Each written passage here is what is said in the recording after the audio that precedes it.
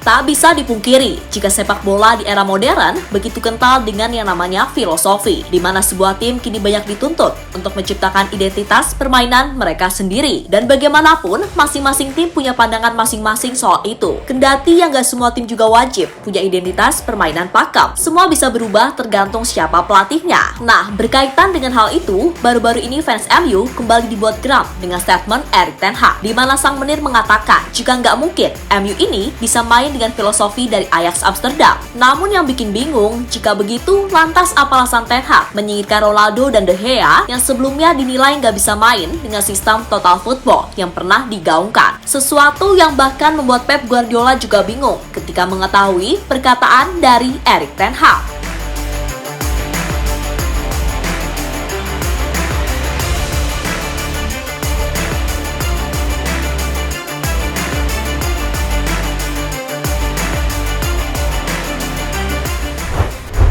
Erik ten Hag, kita tahu namanya mulai melambung kalau sukses membuat Ajax menjadi tim yang begitu kuat, terutama dari sisi permainannya.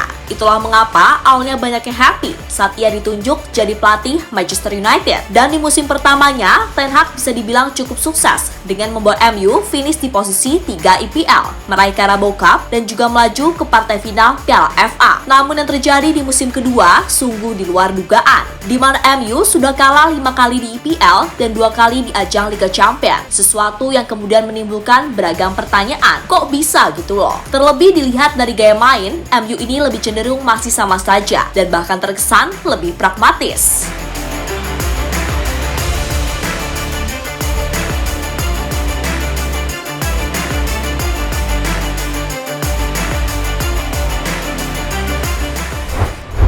Ya, memang harus diakui MU di bawah Ten Hag mainnya lebih cenderung pragmatis ketimbang tiki-taka seperti yang pernah digaungkan di awal, di mana Ten Hag sendiri akhirnya buka terkait hal ini. Menurutnya, sangat tidak mungkin baginya menerapkan gaya main Ajax di MU karena setan merah sendiri tidak mempunyai pemain untuk menerapkan permainan seperti ketika ia menangani Ajax. Kami tidak akan pernah memainkan sepak bola yang kami mainkan di Ajax di sini. Saya sekarang punya pemain berbeda dan itu bukan alasan saya datang ke sini. Materi pemain yang Anda miliki menentukan bagaimana Anda akan bermain. Itu sebabnya kami bermain di sini dengan cara yang berbeda dari yang saya lakukan di Ajax. Itu harus terjadi karena saya tidak bisa bermain dengan cara yang sama di sini. Itu sama sekali tidak ada dalam DNA Manchester United. Sepak bola di Ajax sangat khas. Di sini kami akan bermain lebih langsung. Kami juga punya pemain untuk itu, terutama di lini depan, ucap Ten Hag kepada Viaplay dikutip dari laman Daily Mail.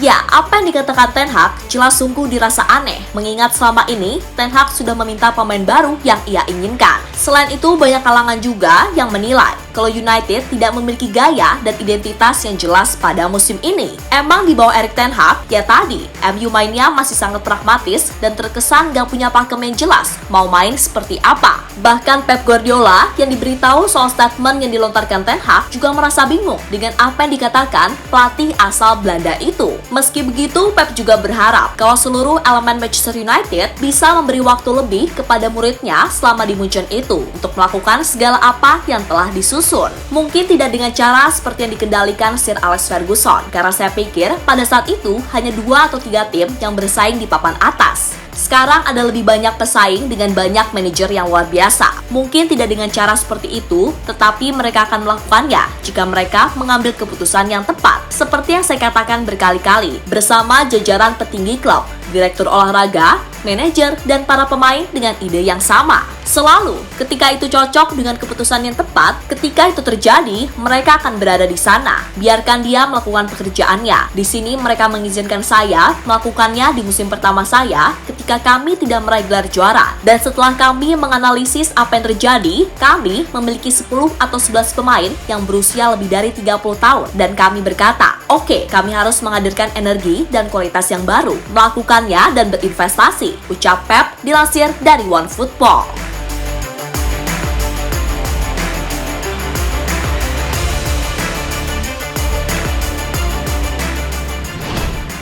Ya, berkaca dari apa yang ada, satu hal yang mungkin membuat banyak fans MU bingung, mengapa Ten Hag membuang Ronaldo dan De Gea jika merasa pemain MU gak bisa memainkan sepak bola indah seperti di Ajax. Bukankah CR7 dan De Gea awalnya dianggap gak bakal bisa mengikuti itu, sehingga mereka disingkirkan? Dan jika pilihannya adalah tetap main pragmatis, sungguh keputusan membiarkan dua pemain tadi, khususnya Ronaldo, adalah hal yang gak masuk akal. Kira-kira begitulah yang dikatakan oleh mantan pemain MU, Louis Saha, di mana Saha menilai jika Ten Hag sama sekali tak menghargai Ronaldo dan memang sedari awal sudah ingin menyingkirkannya. Ronaldo tidak dihargai. Saya belum sepenuhnya setuju dengan manajemen Ten Hag. Ketika orang lelah, Ronaldo adalah seorang monster.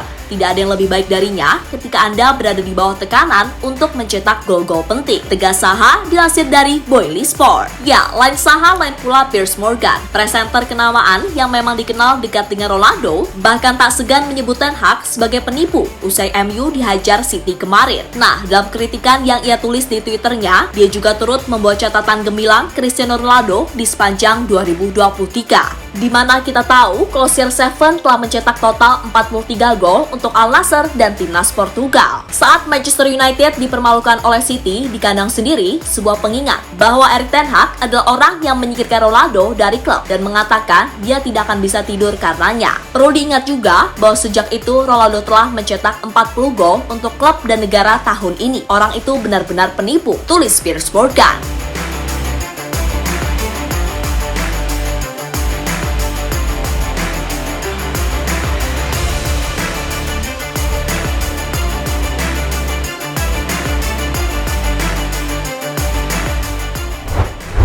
Ya, terlepas dari apapun, memang hasil-hasil minor yang terjadi dengan MU, ada juga peran Erik ten Hag yang dinilai banyak melakukan blunder. Terutama soal keputusannya tetap memainkan Bruno dan Rashford yang dianggap gak masuk akal. Bahkan Ten Hag sendiri pun sudah menegaskan, jika apapun yang terjadi, Rashford gak akan pernah main sebagai cadangan musim ini. Sesuatu yang jelas dianggap fans sama sekali gak benar, sebab bagaimanapun, pemain seperti Garnacho juga layak mendapat kesempatan lebih. Gimana bisa? Ronaldo yang ketika itu dianggap tak perform dengan sat-sat langsung dicadangkan dan pernah hanya diberi menit main tak kurang dari 5 menit. Tapi Rashford dan Bruno yang musim ini juga nggak jelas mainnya terus aja nih dimainkan dan dijamin posisinya.